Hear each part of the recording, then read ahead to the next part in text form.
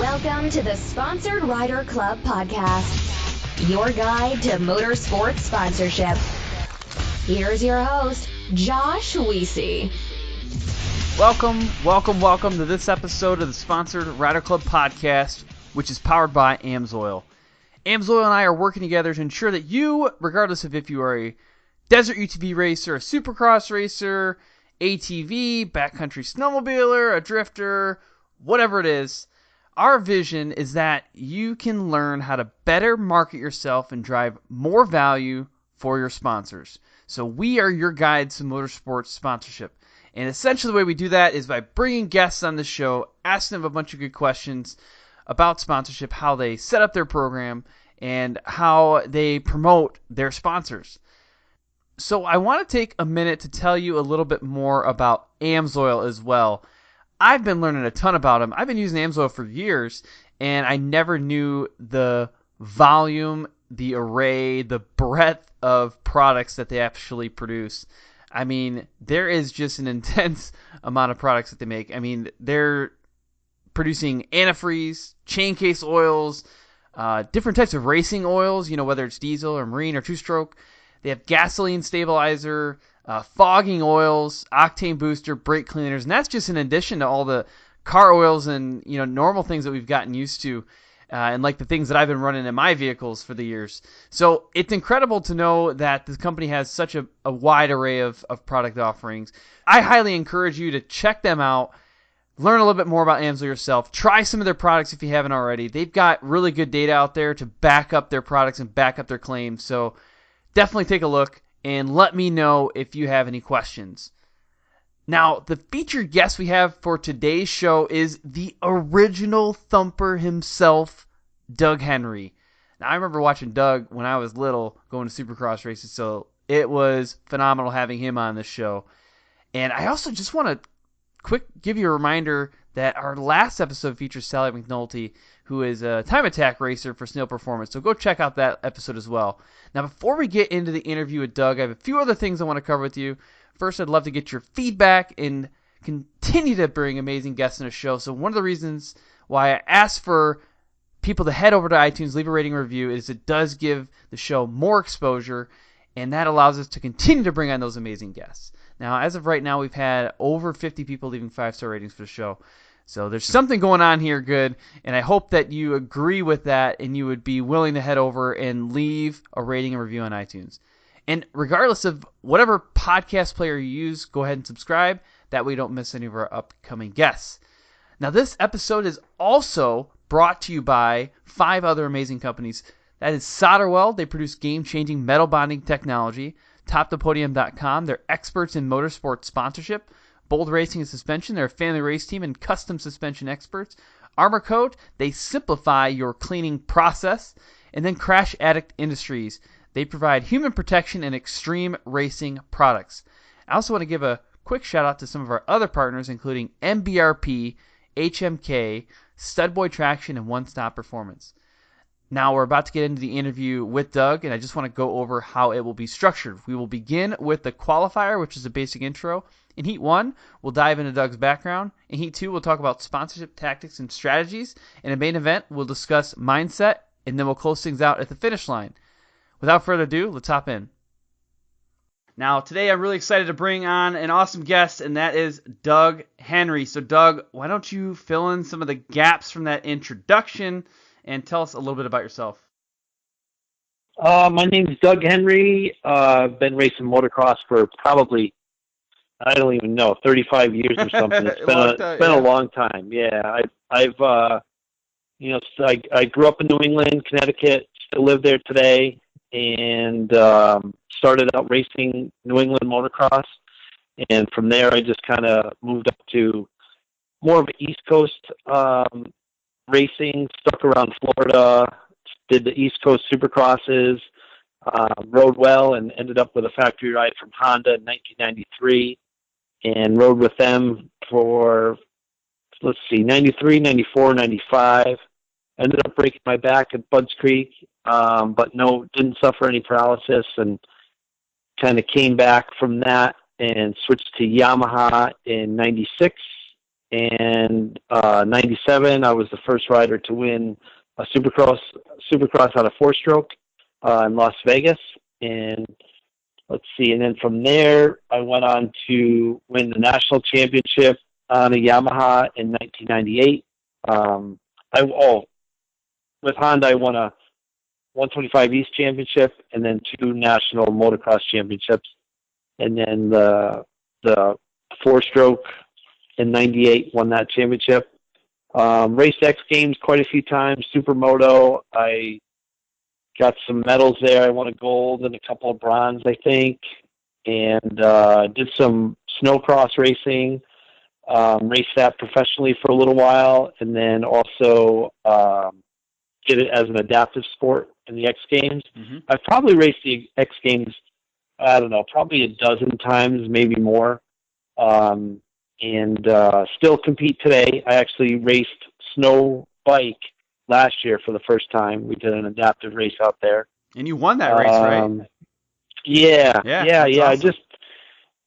So it's mostly motocross, but I grew up in New England, so I do have a snowmobile background and did a little bit of snowcross, and now the snow bike thing is picking up. So, in 2007 in Supermoto, I also suffered another back injury. Only this time, I did get paralysis, so I'm paralyzed from the waist down. But again, I still race snowmobiles, motocross, and other stuff.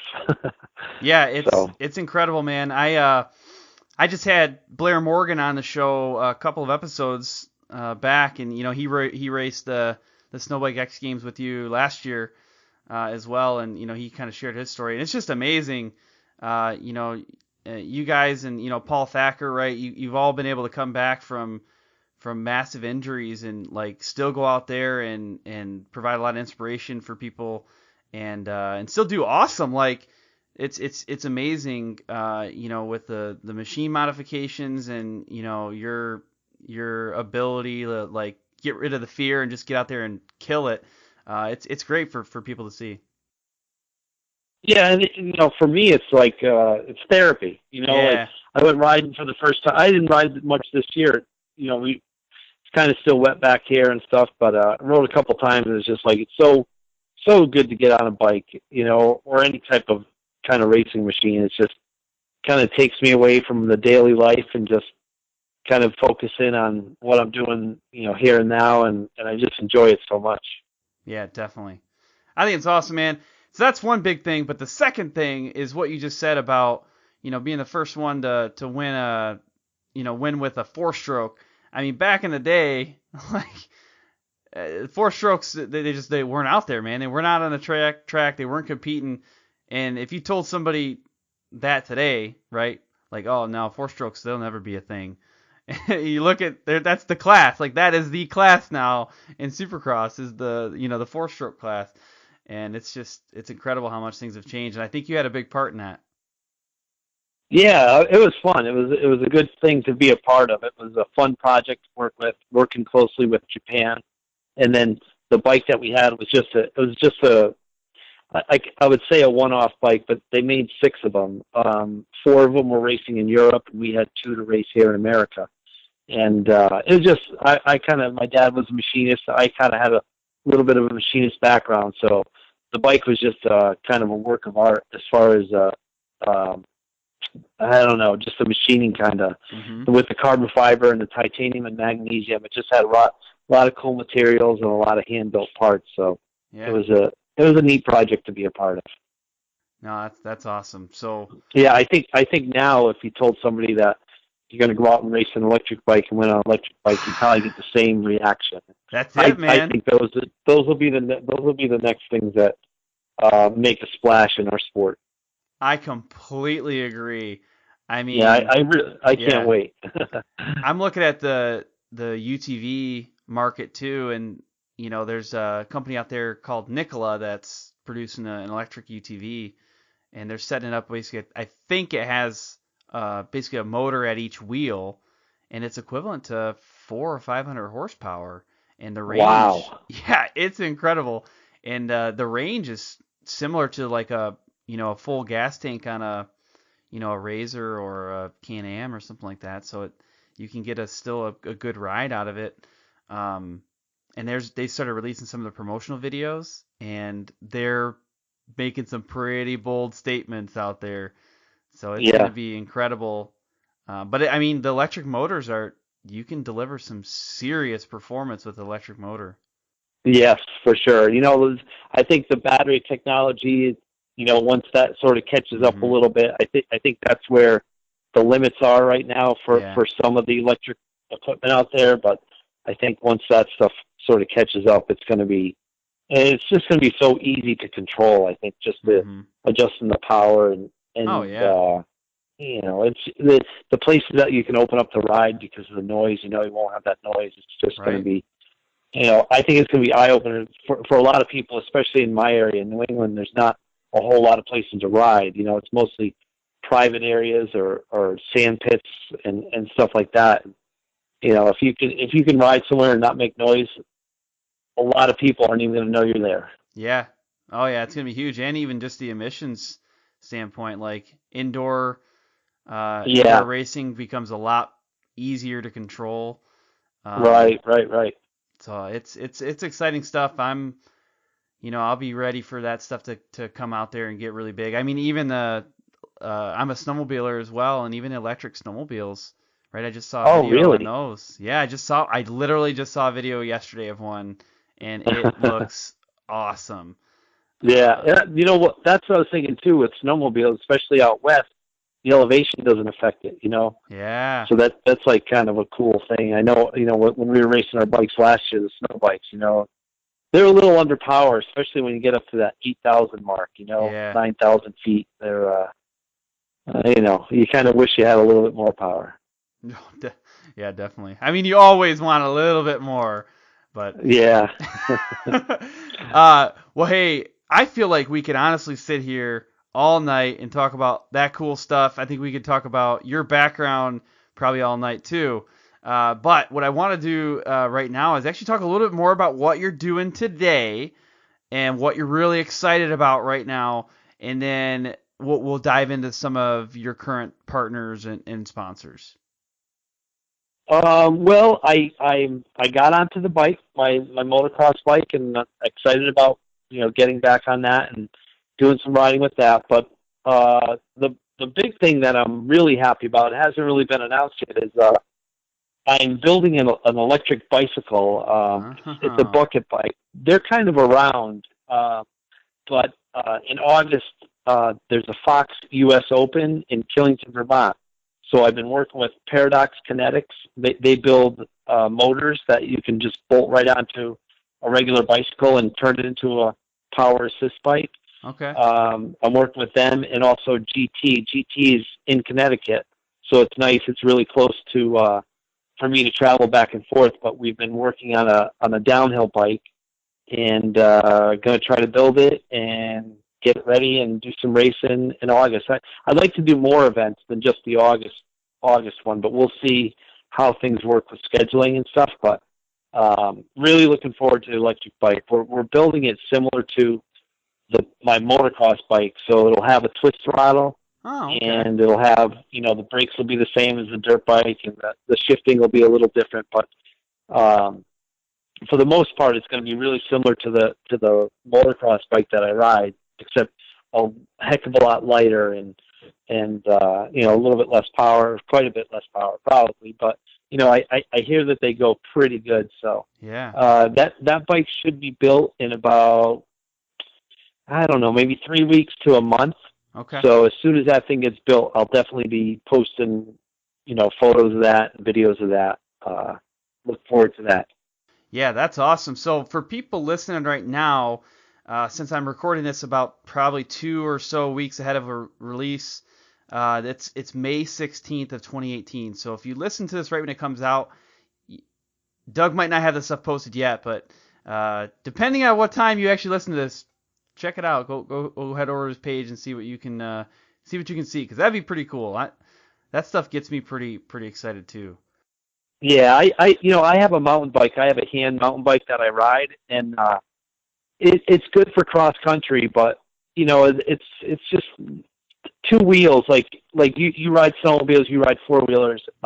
I've just been a two-wheel guy my whole life, and I've just loved two wheels. And so to ride the mountain bike, like I took it up to a downhill mountain bike park last year, and it was okay. I mean, it was fun, but it's nothing like riding a two-wheel bike. So I've been watching videos of guys that are out there riding now, and it just gets me so excited to be able to ride a lot more areas. It'll open up a lot more areas because my hand bike, it's really wide, so it restricts me to only certain trails.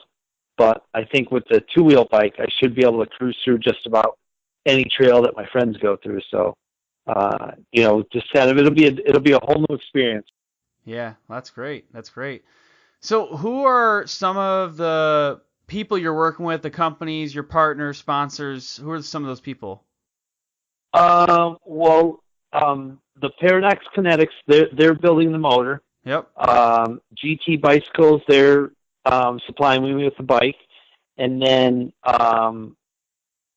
Fox, their suspension, like Fox suspension, they're helping me out with some suspension. I think we're going to have to do some work with them, because just the way I have to ride the bike, sitting on the bike, being strapped to the bike, constantly sitting down, the suspension has to work quite a bit different. Mm-hmm. So I'll be working with Fox with the suspension, and then I'll probably work with Troy Lee again with I spoke with him the other day, and he sounded excited about the project. So it looks like I'll be working with Troy Lee with some riding gear. I want to build on my motocross bike. I have a cage on it in case I fall. I don't get crushed between the ground and the bike.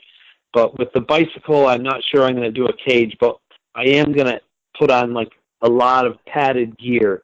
Mm-hmm. So when I do fall down, I have quite a bit of padding between me and the ground. Mm-hmm. And then I've been working with 100% for a while with their goggles and gloves and stuff. So I'm sure I'll get them on board to help me out for the event. And that's pretty much it, I think, for my cycling project. No, that's awesome. Now, do any of those sponsors carry over to the motocross or the snow bike world, or do you have different ones in that category? Yeah, there's different ones, but not much. I mean, with the bike, it would be Yamaha. Has helped me out with this bike that I built quite a while ago. Dunlop helps me with tires where I don't know about tires for bicycle. I don't really have a plan with that just yet. I'll probably just run what's on it. Yeah. I don't know. I mean, I might get some. I'm trying to get some, like, Answer Pro Taper makes the handlebars. Okay. So I'm gonna try and just trying to get a contact for Pro Taper to give them a call and see if they would be able to help me out with some bars for the mountain bike project. There's a few more. Recluse helps me with my motocross stuff, with the clutching. I got a company, Speed Cell Battery, helps me out with my batteries on the bike. And I don't know about the bicycle. It'll probably be something different. I just got some information on another bicycle, another battery company for the bicycle that I'm going to contact to see if they can help me out with that. Yeah, I mean, I got a few, a few of them carry over, and a few of them are just more, sports specific.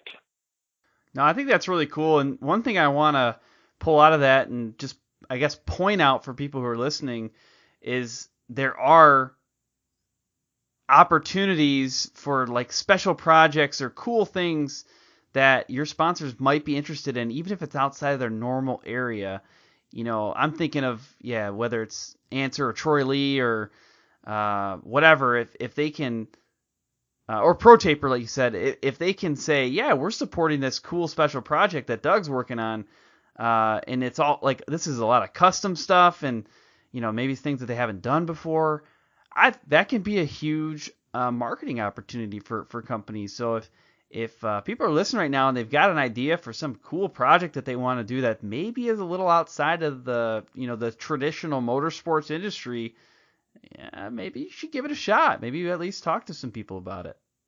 Yeah, I think that's I think the way things are going now, I think that's, a company likes to see that, likes to see something different, Yeah. doing something different and maybe reaching a demographic that normally they really wouldn't reach because, with our sport being an adaptive race, we tend to reach out to a different crowd.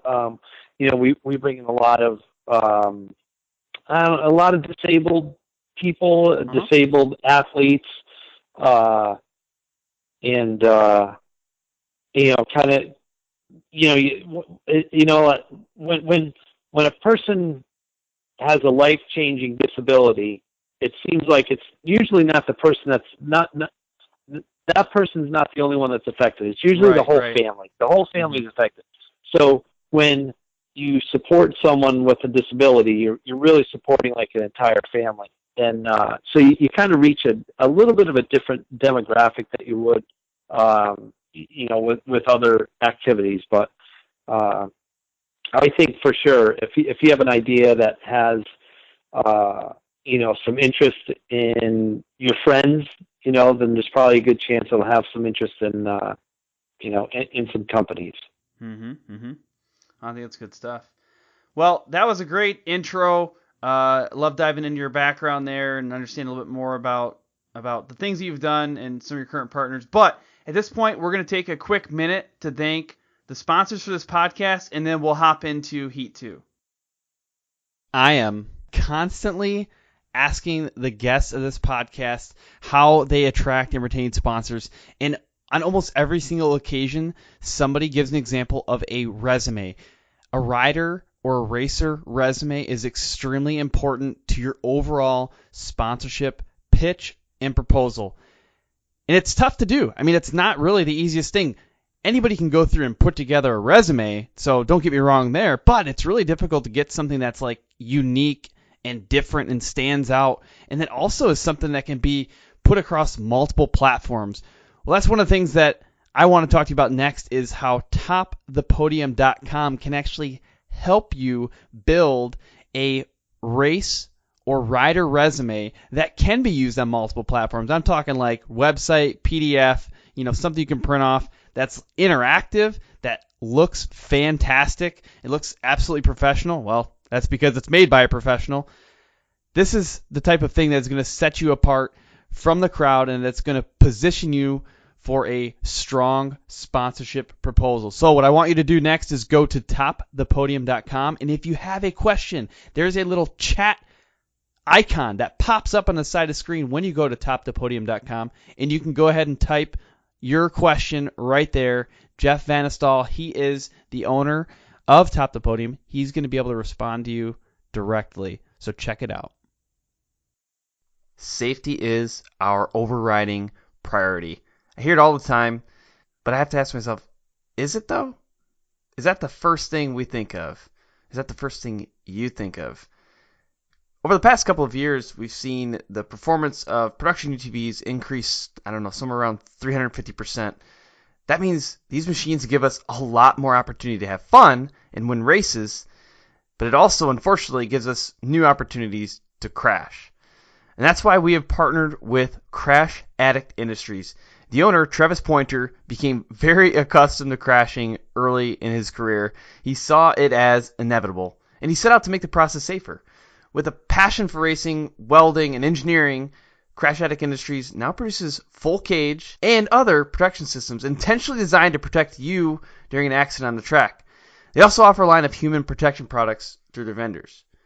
Do this for me at this point. If you're racing with a stock cage right now, please go check out crashaddict.com and at least just see what they have to offer.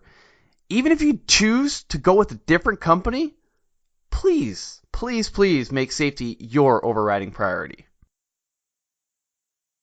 Have you ever been out on the trail or at the track or in the middle of the desert and something breaks? Well, of course you have. We've all been there. But a lot of people at that point, they reach into their trusty toolbox for the duct tape or the zip ties or wrenches to fix their machine. However, there's a feeling that you get when you realize you need more than just duct tape to fix that rock chip in your radiator. That's a horrible, horrible feeling to have. And that's why I'm going to tell you next about SolderWeld's metal bonding products, specifically AMSOIL. So this product gives you a longer-term fix than JB Weld, which is just going to get you back to the trailer or back to the pits. With basically the assistance of MAP gas or propane torch, you can quickly and easily repair an oil cooler, radiator, AC line, or any crack or hole in aluminum. And better yet, AMSOIL flux is the only flux in industry that cleans and decontaminates the dirty and greasy surface for you. So you don't even have to worry about that part.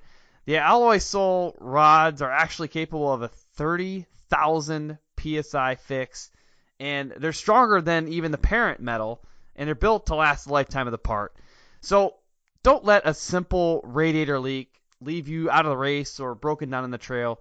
Bring along some AMSOIL aluminum alloy repair rod and flux from SolderWeld. I hear it constantly from racers that a good suspension setup is absolutely critical for performance, and that's why I'm going to talk to you next about bold racing and suspension.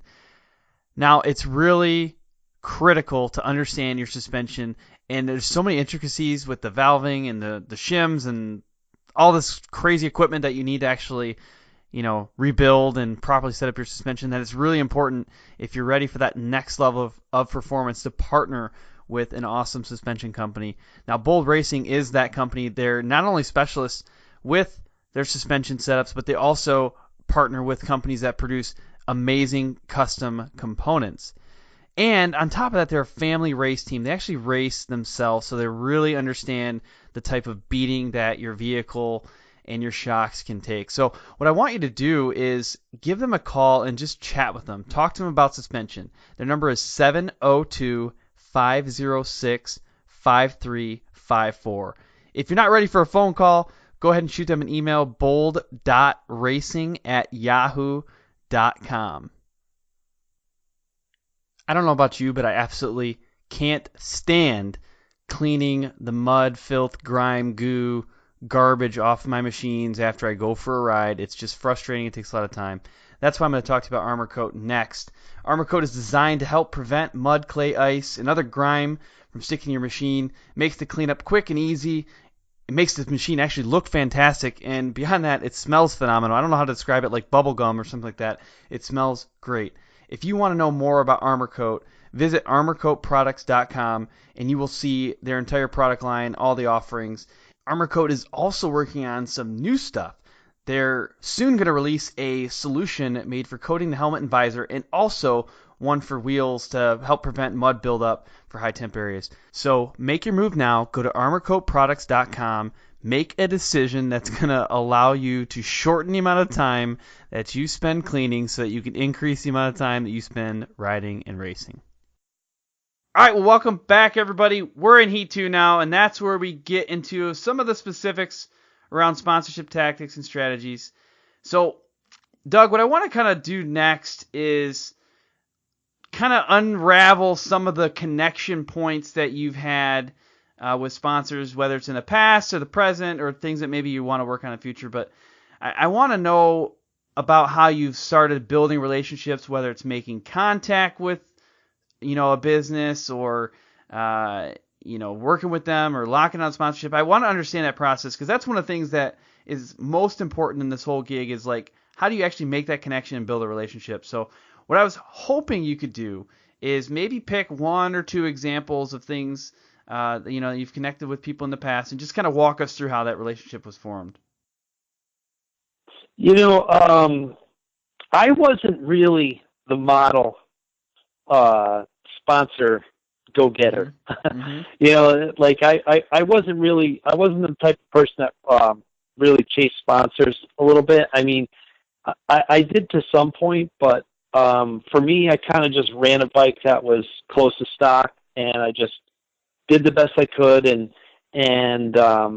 I started out with just even some local sponsors. So I think my first sponsor was a suspension sponsor, C-Cycle Suspension it was a local Connecticut motocross suspension shop, and it really helped out. When I first had that, when I got that first sponsor, it really helped out, and it opened up the door. My results got a little bit better, and then I started just picking up little sponsors here and there. And for me, how I did it was, chain sprockets. Well, you go through them a lot. Let me see if I could get somebody to sponsor, or someone to help me out, someone to support me with chain sprockets. So most of the time, if you're racing and you're going through stuff, you can probably get at least a discount off of a product, whether it's riding gear or equipment for the bike. And that's where the relationship starts.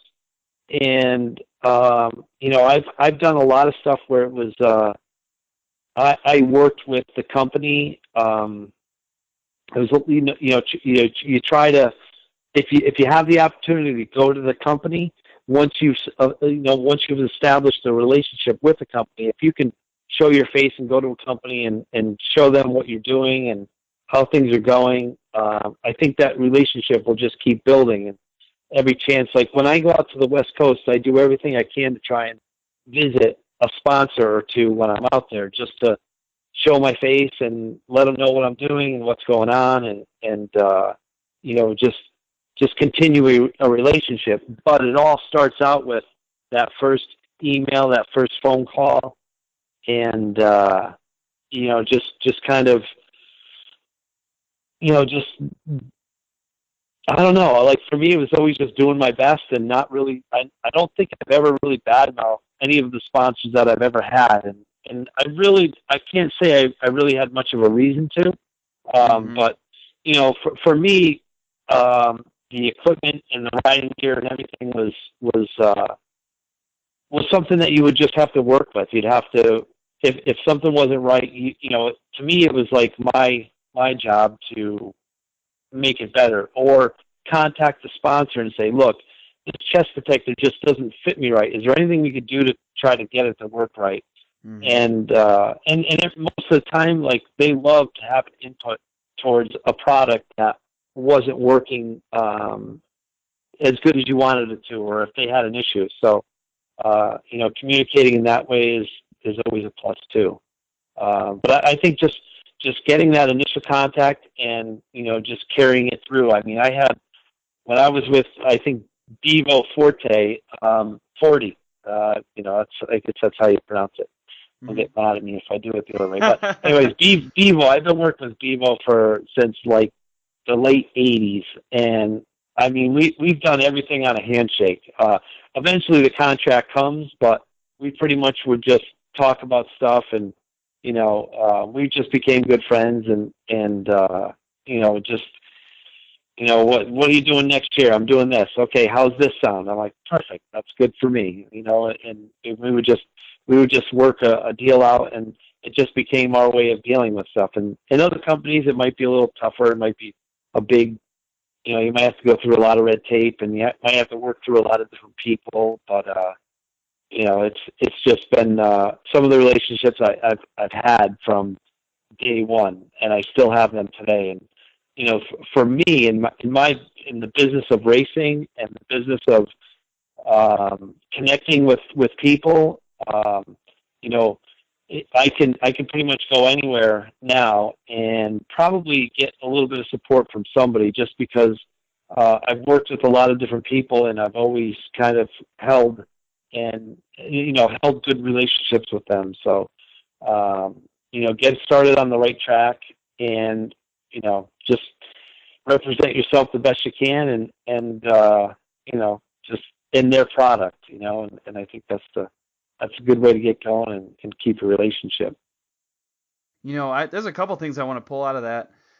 One, I really liked something you said. You said, it's my job to make it better. And that is an important element that we've talked about in the show before. It's just something I don't want people to forget it. Is if someone is sponsoring you, whether it's a discount or a cash or whatever it is,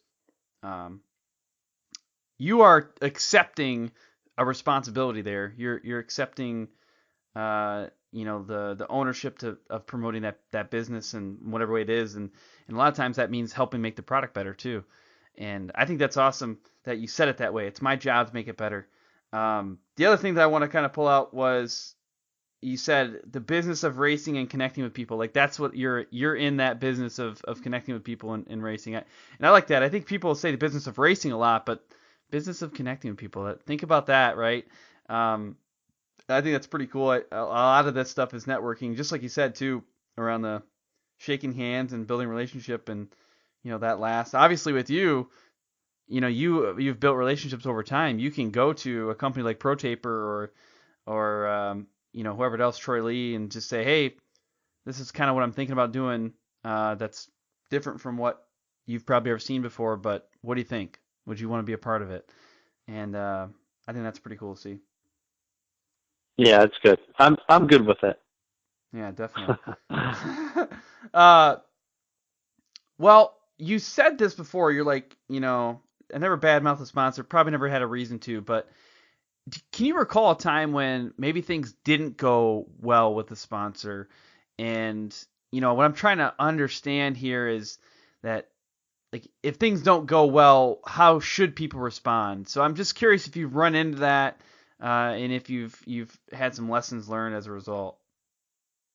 I would say that if I had a bad product or a bad relationship, I wasn't the type of person to ever throw anybody under the bus for a result or something like that, or just a dispute in general. I felt like we were saying earlier, you're representing a company, and you take on that responsibility, and that responsibility,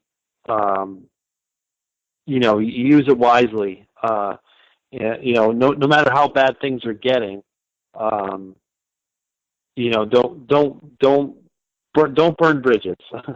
So I haven't had any big issues with any sponsors, and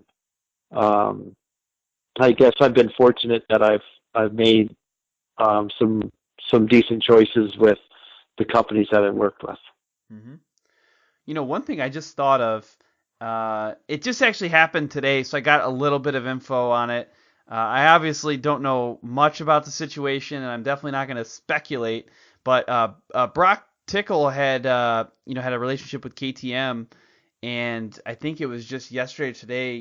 They KTM decided to no longer sponsor Brock because of an issue that came up with some drug test results. I don't know what all the details are, but I checked it out. I wanted to go over and see how did Brock respond to that, like from a social media standpoint. And he had a post that I thought was pretty interesting. He basically put up something that said, it was on his Instagram page, which had a decent amount of following and a lot of engagement on it, and said, hey guys, this happened. It's unfortunate that I won't be working with KTM anymore, but I respect their decision. So there was a little bit of frustration with the regulation, I think, in his post, but he ultimately said, I respect this company's decision. They ultimately made the right choice given the information and the situation. And I thought that was pretty good. That's got to be a tough one, right? You're in the spotlight and something comes up that obviously wasn't an ideal situation, and he's like, yeah, I respect your decision. And he put up a post that had a whole KTM crew on it, I enjoyed working with the team, blah blah blah. Hope for the best. So I don't know. I like that. I thought it was a good example. Yeah, I think that's a great example of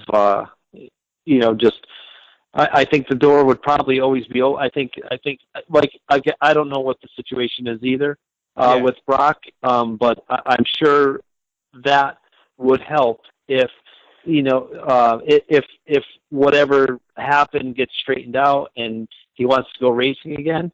I don't see why there wouldn't be a chance to go back to KTM with just with accepting responsibility and understanding their situation, his situation, saying, look, let's just, we got to sever ties right now, but, hopefully, it doesn't mean forever, maybe just for the season or just this contract. And maybe we'll, be together again in some other, some other part of the racing industry or down the road. Right, right.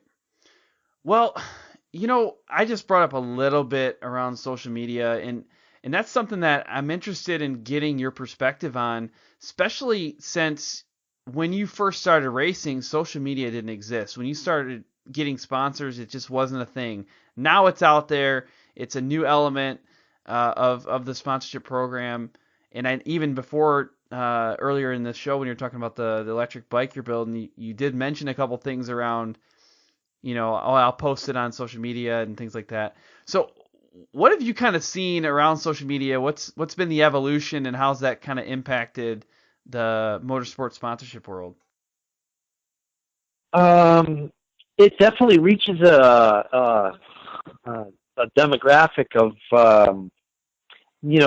I don't know, it seems like it's everywhere now, but I was going to say the younger generation or the youth, but really it's kind of, it's big everywhere. And I think that with marketing, I'm sure you have a budget for, television advertising and radio advertising, and then social media advertising. And, it's important to a company to give them social media exposure. And I just started last year, with this. When I did the bicycle race across America, I started a social media page on Instagram. And for me, that seems easier. Like, a friend of mine did a Facebook page for me. He asked me, I don't know, 10, 12 years ago, a friend of mine from Heel, and he just said, "Hey, I'd like to start a fan page." And I'm like, "Yeah, go ahead. Whatever you want to do, that sounds fine with me." So he started a fan page with Facebook, and he ran everything with that, and I would just give him little updates about what I was doing here and there, and it got quite a following, and but since I got out of the pro racing, we didn't really do too much with that stuff. But I've just been, Instagram for me seems a little bit easier, to work with. So I kind of choose that as my outlet, as far as getting my sponsorship or my sponsors exposure, through that, through Instagram. But it's a fun little part of, I guess, marketing yourself. Back in the day, it wasn't such a big deal. Back in the day, I think it was more, it would be like this podcast would be a radio show from here and there. You do a radio show or two a week, and do some autograph signings here and there. But now the social media, I feel like riders today, they have some, a responsibility to sort of post on social media. So it's interesting to see how riders choose to do that, and in which way, and which riders have fun with it, which riders are more, I don't know, maybe just more serious or more cut and dry with what they do. And it gives you a little more insight. I feel like it brings fans closer to their rider, their favorite rider, or even to an event or something like that. Just having that immediate response to what's going on right now. I think that's really cool with social media, how people can stay in touch with, so easily. But I don't know. It's new. Correct. It wasn't around when I came in, and now it's huge. And I think it's I don't know. I kind of like it. I mean, it's fun to connect with people that I haven't talked to in many, many years, or see a photo of a jersey that I signed for somebody, 15, 20 years ago, and them telling me the story and hearing the stories about, how they maybe approached me, or how they got the jersey, or whatever. And I think, seeing that if your sponsors are kind of looking at their their investment, to see that connection between, the Instagram user and the poster. I don't know what you want to call it, but say the athlete and the fan, that connection, seeing that connection, I think for a company, I think that's a little bit of a plus, seeing it, their product being talked about, I think that's a good thing. Yeah. If you'd have told me, I don't know, even 5 years ago, that I would be using social media the way that I do today, because it is a big part of my life now. It's a lot about, honestly, without social media, this podcast, I don't think I'd have any way of really reaching the audience I do today.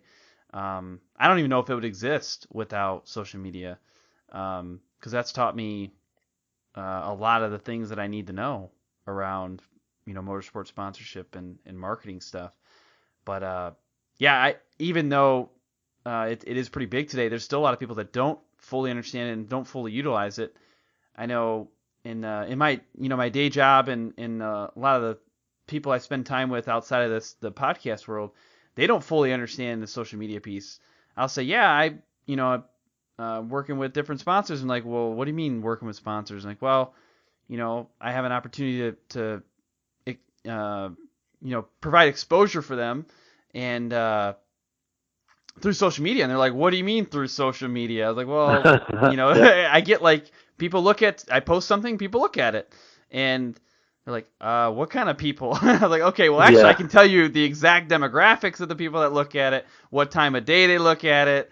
I can tell you, like, what things they like more than others, and people they're just blown away by that. I mean, I still am. Actually, just thinking about it right now, like, I could tell you on Instagram, like 25 to 30 to 34-year-old males are the ones that they follow my Instagram. That's where it's at.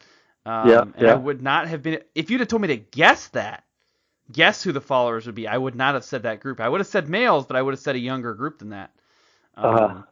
So it's wild. It's really wild. Yep.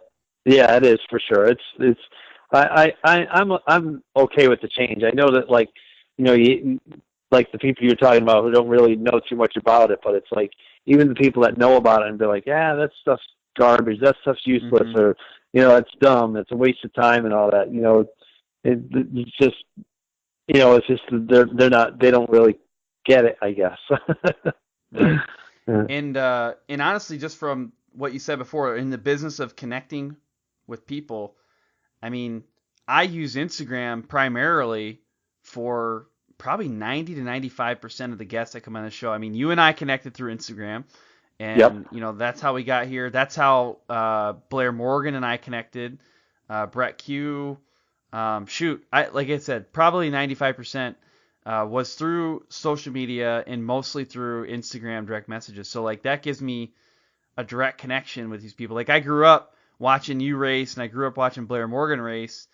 And if you'd have told me that back then, like, yeah, you're going to be able to talk with him. All you got to do is shoot him a message on some little device that you hold in your hand, I would have laughed. I would have chuckled in your face.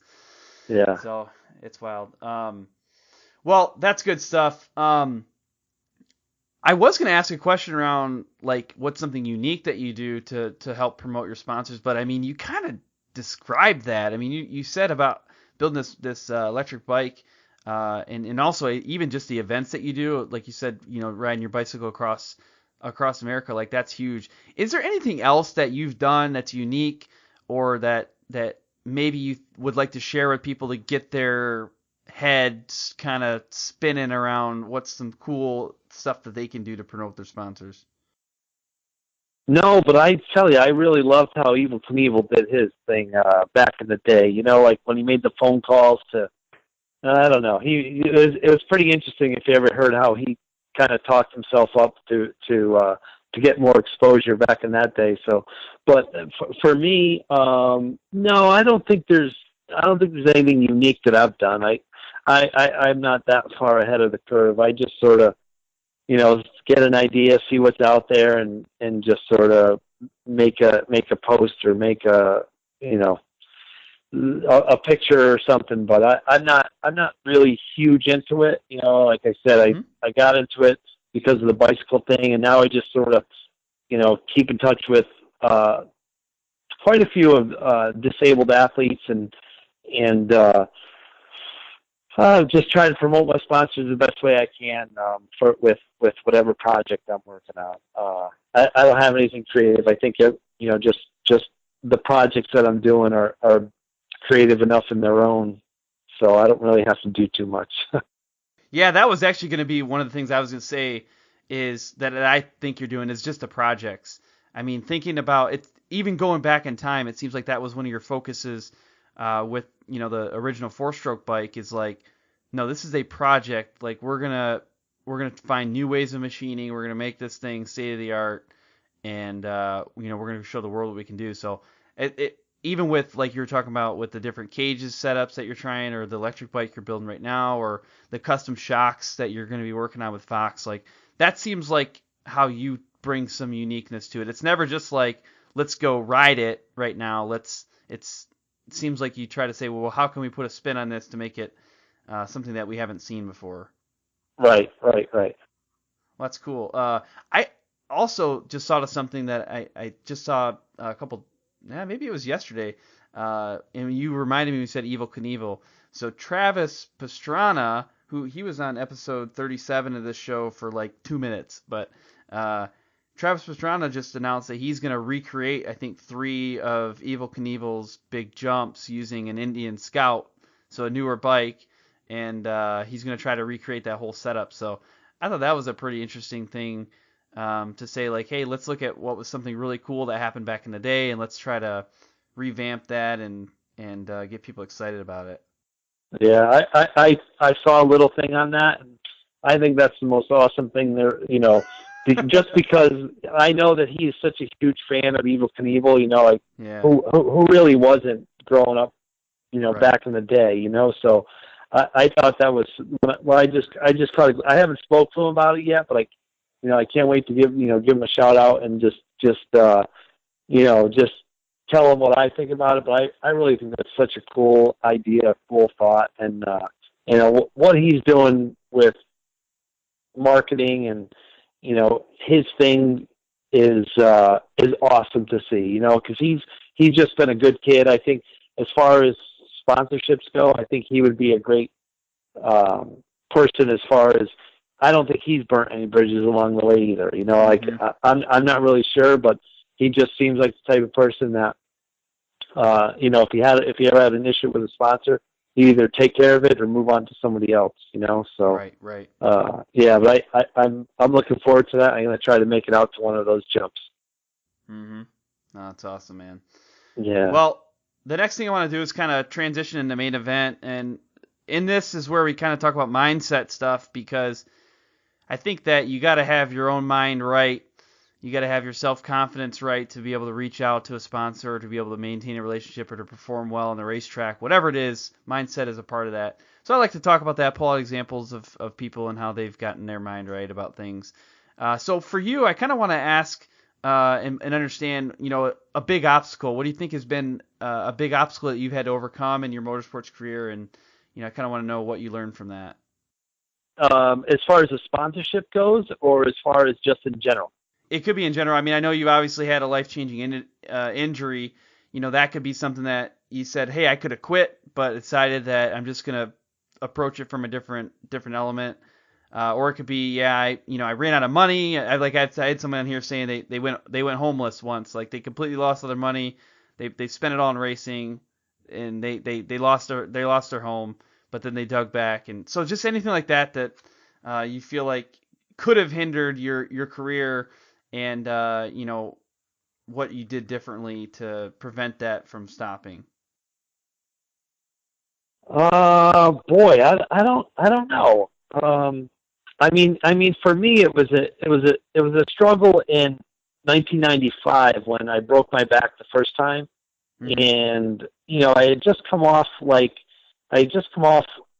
first Supercross win. I came off my first outdoor win, and the premier class, and I felt so strong. And then I broke my back, and my contract was up with Honda, and I really wanted to, I felt so strong. Like you talk about the mental side of things when, racing is, I'm sure there's many things that are 90% mental, but with racing, so much of racing is being in the right state of mind and having that confidence and knowing what you need to do to win.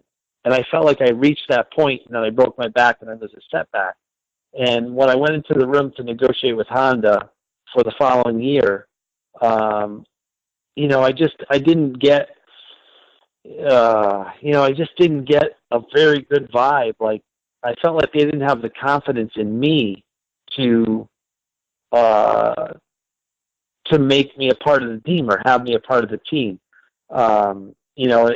It definitely took the wind out of my sails because I knew I was coming back from a major injury, but I had come back from many injuries prior to that, and having that mental confidence, that mental, I don't know. I'm trying to think of the right word for it, but fortitude.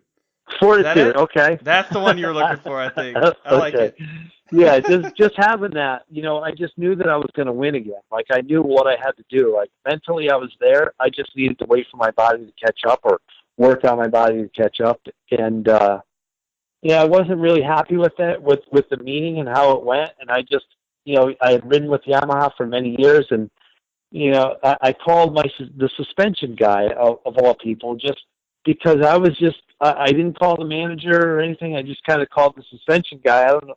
I just had a really good relationship. His name is John Rosenfield from, and he was like a mechanic. He was at Yamaha forever, but really good guy. And I just was just wondering like what their plans were for next year. And he's like, I don't know. I'll check it out and get back to you. So, then I had gotten a call back from the manager. Let's just make sure your body is okay, and if your body's okay, we'll move forward with it. And just going to Yamaha and seeing their confidence in me, made me feel a lot. It gave me energy, or gave me excitement, or gave me strength to put in more effort for a company that felt like they wanted to make that investment for me. And just to me, it felt like they believed in me. They believed that I could go and win. And I think that Honda at the time didn't feel like I could do it, and especially not on any other brand. So it was good to go over to Yamaha and to have the success that I did have, and race for a company that I felt was was behind me. So I mean, that meant a lot to me. And working with companies that believe in me or believe in what you're doing is it's important to me. Yeah, that's really good. I like that advice, and I want to kind of highlight something you said too around some of the people that you're working with. And I'd like to remind folks that are listening to this show that there's always a human being behind these sponsorship deals, or they're the ones making the decisions. I know I'll say this a lot, like, yeah, I'm working with AMSOIL. Well, I'm really working with like Nick Lansing at AMSOIL, and Kevin Castor at AMSOIL. Like, there's people there that I'm working with. And then, in your case, like, there's a manager, right? And that manager was the one that was, making decisions in behalf of the company. And I just think it's really interesting to see some of those dynamics in play. And in every couple of years, probably there's a new person sitting in that position, right? You might have, this manager who made the decision today, maybe they switch companies in the future, and maybe there's a new person that comes in and they have a different outlook on the way they want to shape the business, which I think makes it fun and interesting and dynamic as well. Yes, interesting. Yep. So I've been introducing this question in the show, and I'm really interested on your take on it, especially since you've been in this industry for a really long time, and you've been a part of different disciplines as well. So I want to understand if you could sponsor anyone, and it could be an athlete, it could be a racer, it doesn't matter. But if you could sponsor anybody in the world, who would you choose and why? Who would I choose to sponsor any athlete in the world? Oh boy. I know. Let's see. I know motocross better than anything. Probably so. Um, I guess. Boy, I don't know. Oh boy, that's tough. This has probably been the hardest question that I've ever asked people. I've definitely noticed their mind goes into this aggressive grinding, trying to figure out sorting through all the names. It's fun though. It's fun for me.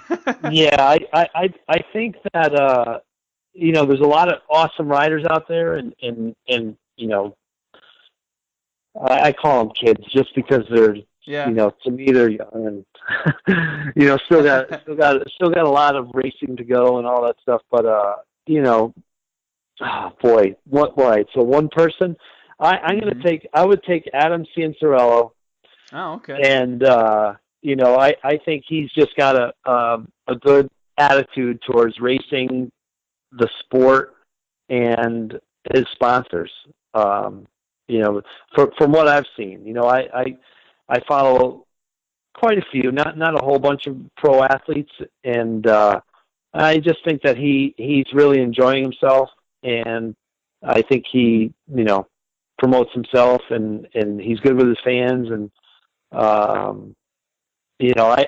don't really know. I haven't heard a lot of his interviews, but I don't think he really ever has blamed product or bike or issues with any of his equipment. He usually takes responsibility for his results, and so I think for me, just being around racing and around Supercross and around motocross for many, many years, I think he would be really easy to work with and someone who I would like to promote my product. No, that's awesome. I like to hear people answer that question and then follow it up by saying, if you're listening to the show right now, I want you to go check out Adam, follow him on social media, pay attention to some of the things he's doing, because if he caught your attention, he's probably doing something right. And check it out. Pay attention, take notes, don't copy. I don't want anybody copying anybody else because that doesn't feel genuine, but see what he's doing. Maybe there's little things that you can learn from and filter into your program in some way, shape, or form. Yeah. Well, at this point, I think it's time to wrap things up. I've really enjoyed this conversation so far, and there's been a ton of good information that's come out of it. But what I kind of want you to do is help us hone it in on maybe one key takeaway. What's something if people are listening and they just got overloaded and they forgot everything else, what's one thing that they should be thinking about in their program, one thing they should take away from this conversation? For me, I'd say just, don't give up.